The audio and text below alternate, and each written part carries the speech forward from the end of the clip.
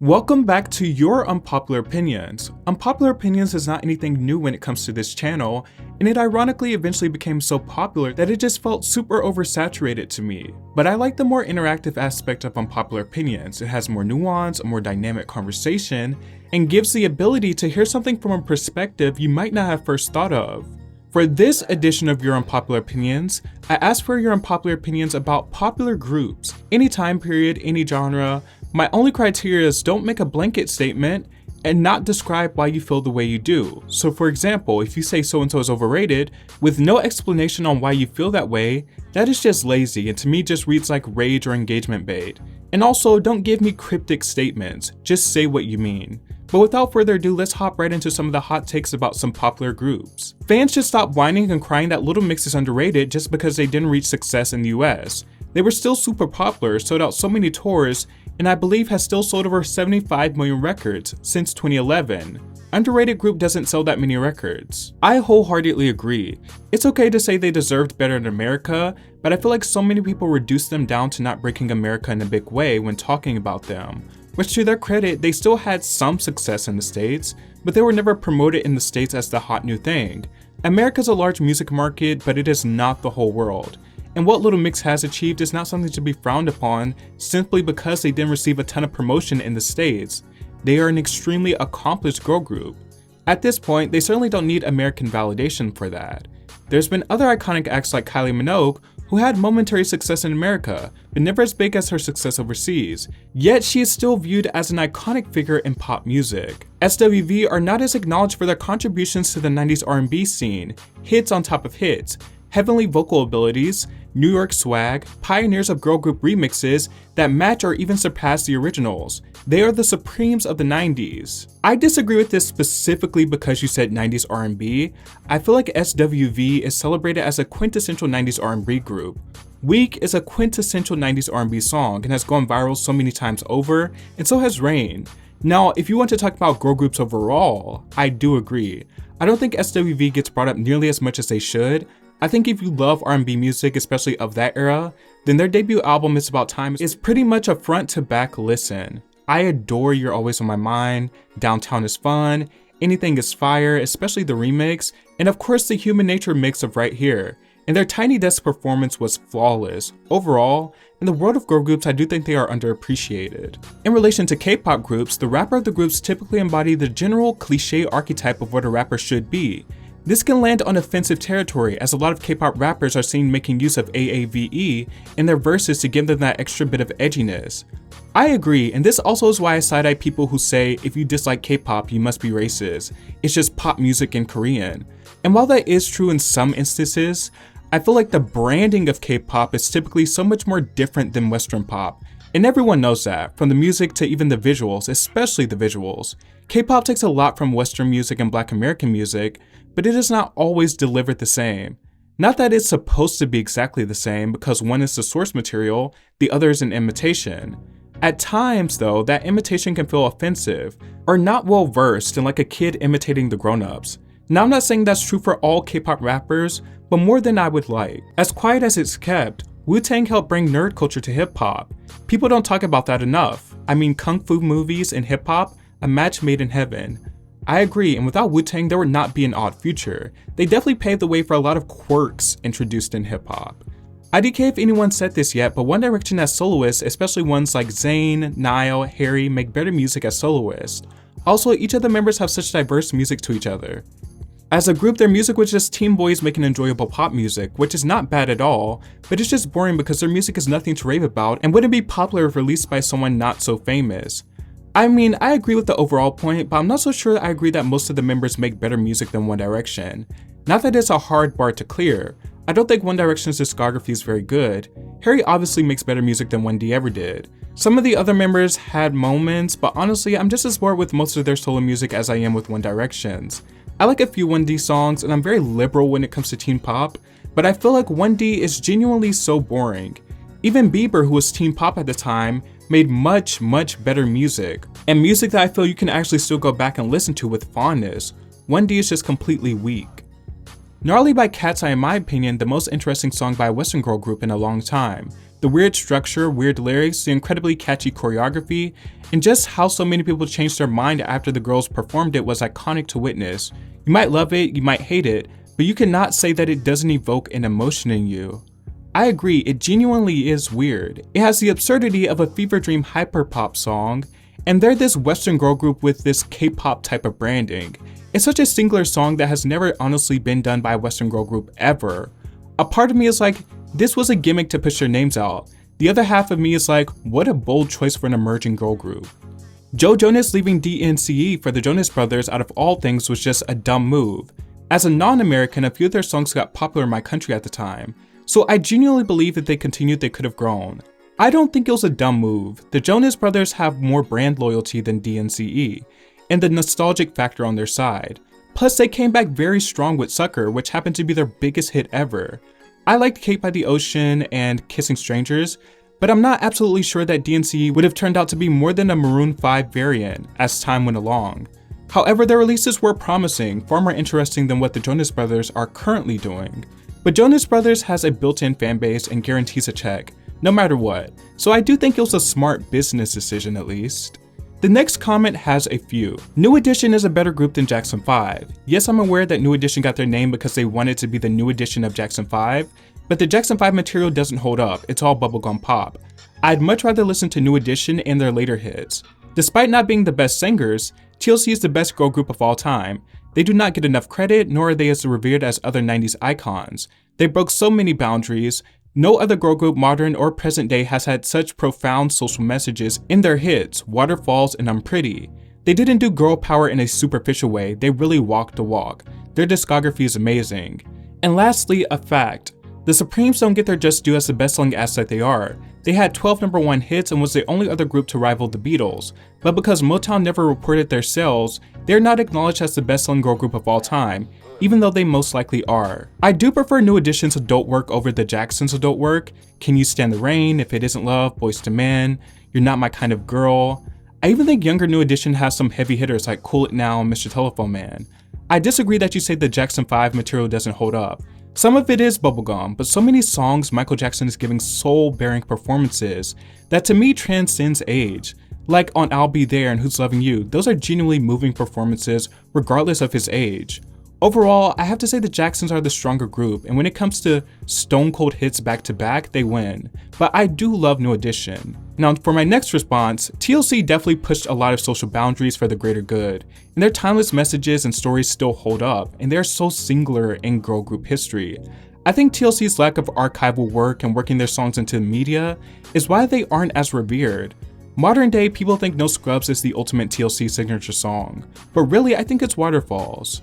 And as far as the Supremes, they are the most influential girl group ever, one of the most influential groups regardless of gender.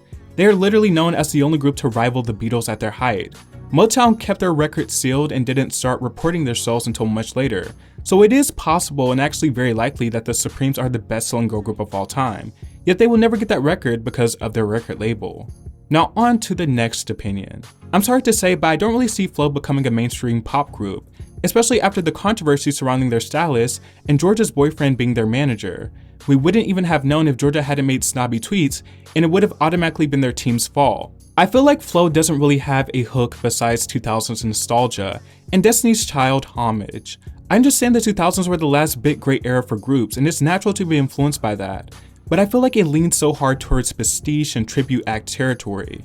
Most times their music kind of makes me want to listen to Destiny's Child, and I think that's why a group like Cat's Eye is gaining so much attention.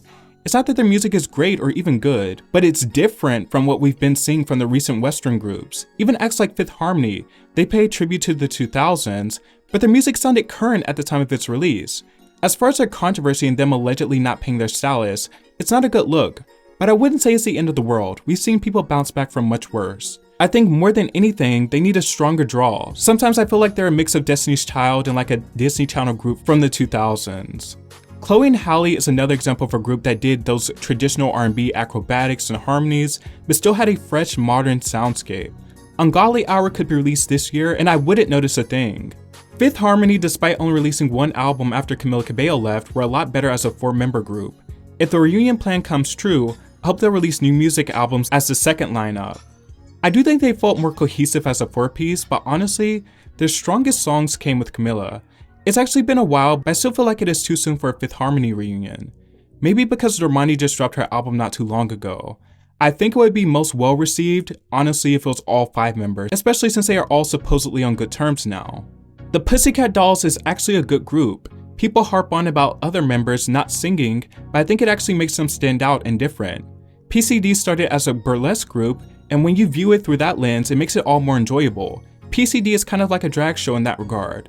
Fun expressions of femininity. They're not dynamic, but they are fun. Also, the first PCD album had Carmit and Melody singing, which people don't seem to mention.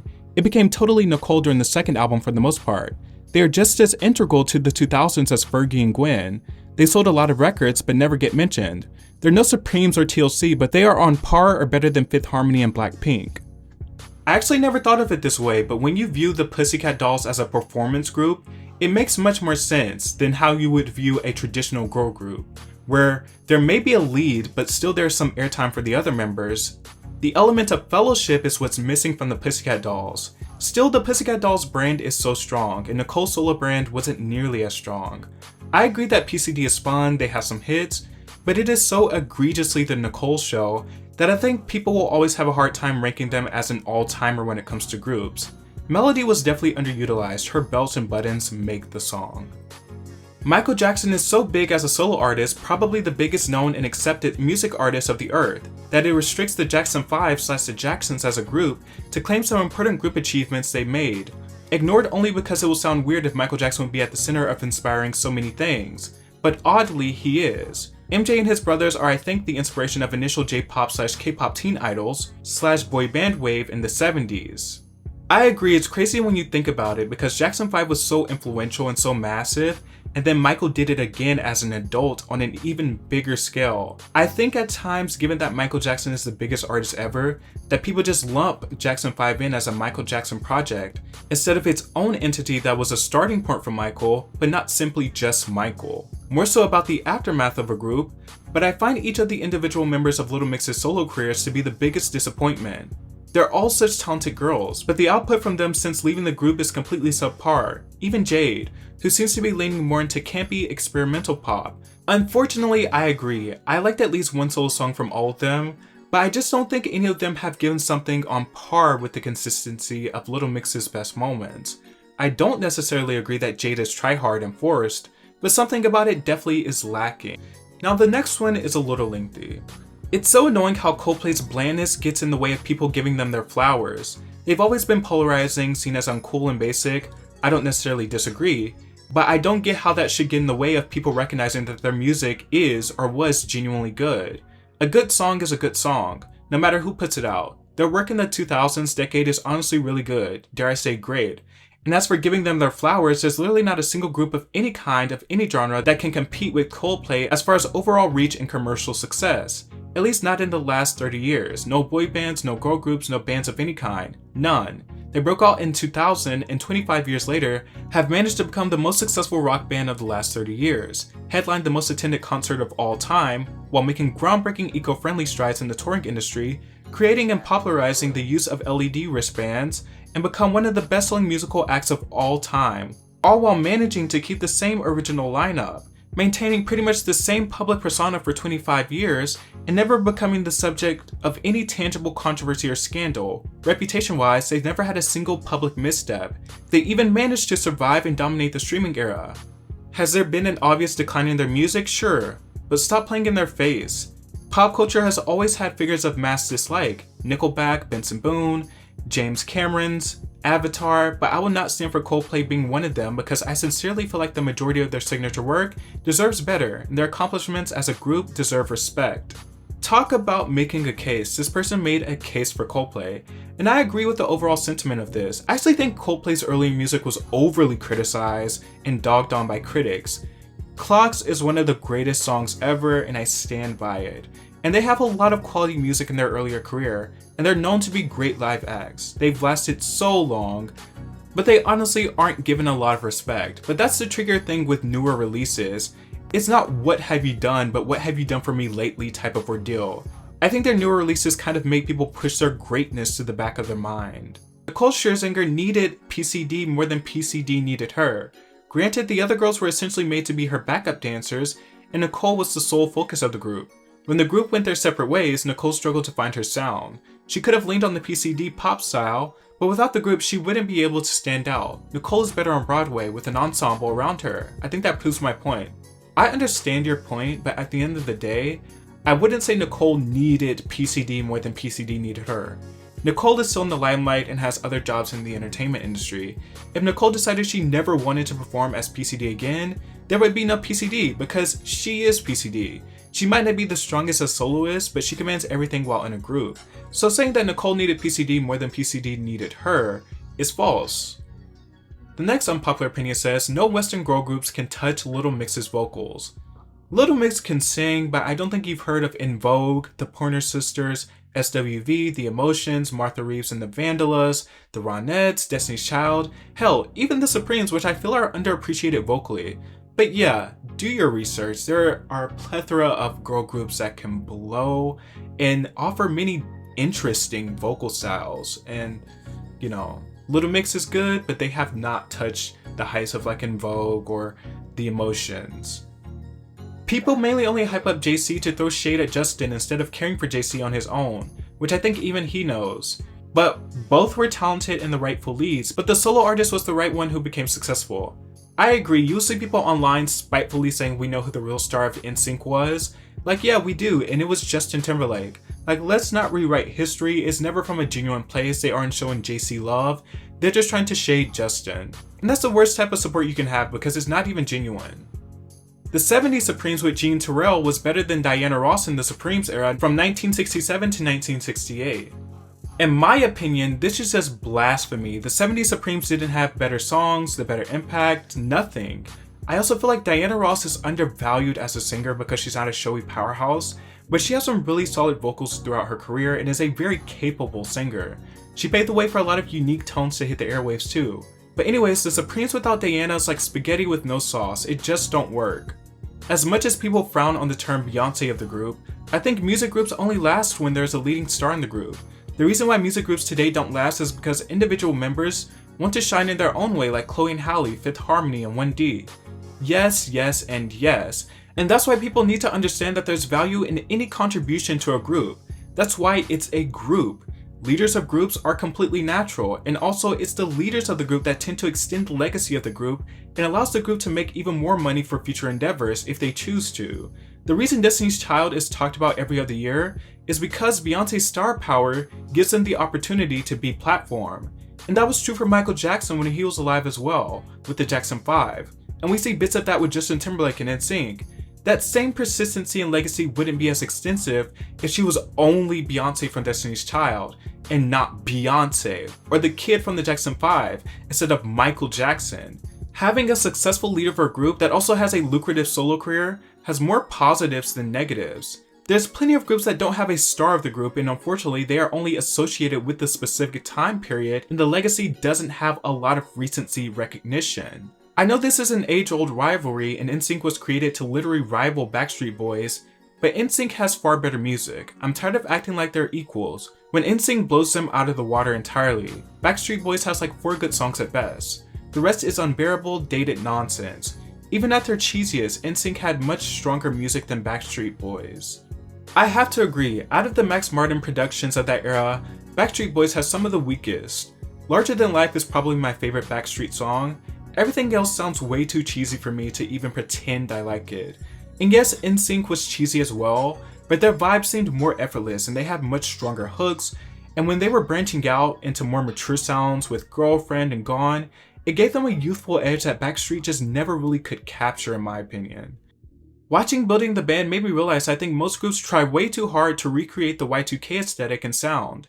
I get that was the last great era of pop groups, but your foundation should not be the Pussycat Dolls and Backstreet Boys. It should be Jackson 5, Fleetwood Mac, En Vogue, New Edition, Boyz II Men, Queen, Beach Boys, Destiny's Child, etc. Also, all the group names sound like parodies of Thousands Group. Yes, I feel like we've reached a strong monopoly of Western groups doing the Y2K thing, and there's nothing wrong with influence, but there are other time periods and reference points. You know, it can certainly start to feel like things mesh together.